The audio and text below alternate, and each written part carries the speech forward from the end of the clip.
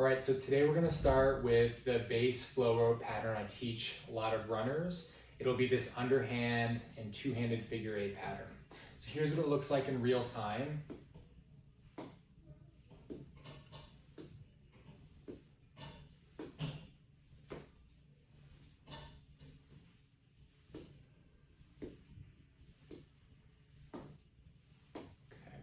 Now to break this down, obviously you can see the rope flow patterning this underhand figure eight that's crossing body. I'm going to talk through it while I do it again so you can really see the different parts and so you can understand what we're looking at here. So if I get it moving again, if you first look at my head is up and forward, but you see my head shifting side to side. So my head is shifting as my body weight transfers weight from one foot to the other. So my head can remain over foot. This is going to allow me the most balance and energy power when I transfer from one side of my body to the other via the legs. If you look at my shoulders, you'll notice a figure eight pattern.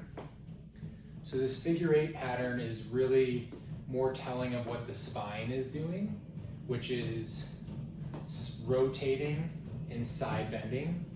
So when my shoulders are down and back here, I have rotation towards that side. I'm slightly side bend into it. That allows me to come out of it and transfer that energy through the system to then feed in to the other side.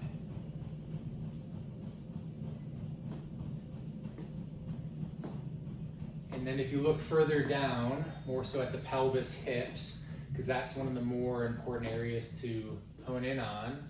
When I'm in the back position, I am flexed into my hip, hence this bend in the hip, but I'm also rotated into it.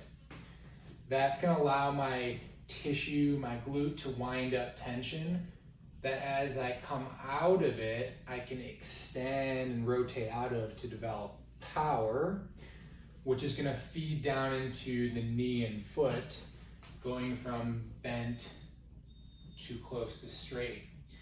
This rotation also allows me to get from outside of the foot through the big toe as I transfer across body. So again, in real time, all of the wind and unwind of the body is imperative to efficient and elastic locomotion. The last thing to note is really the foot.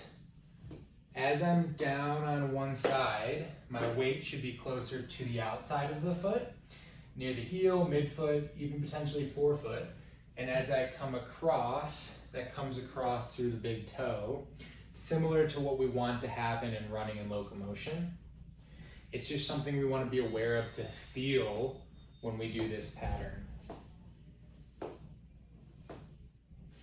then the last thing to note is the arms shouldn't be a big player in this. They're going to be supporting the rope, of course, but the less I can do with my arms, the better I can feel the sequence of my body promoting the movement and flow of the rope.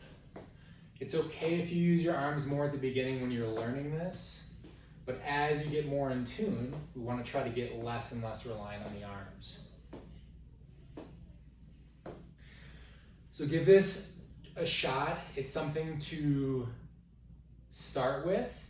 Obviously there's progressions of this, but I think this is a really good base pattern to begin working on for runners, but also just anyone who moves. If we have the ability to transfer weight and use some of our rotation, it's going to allow us to feel so much better on the spine, pelvis, and hip region.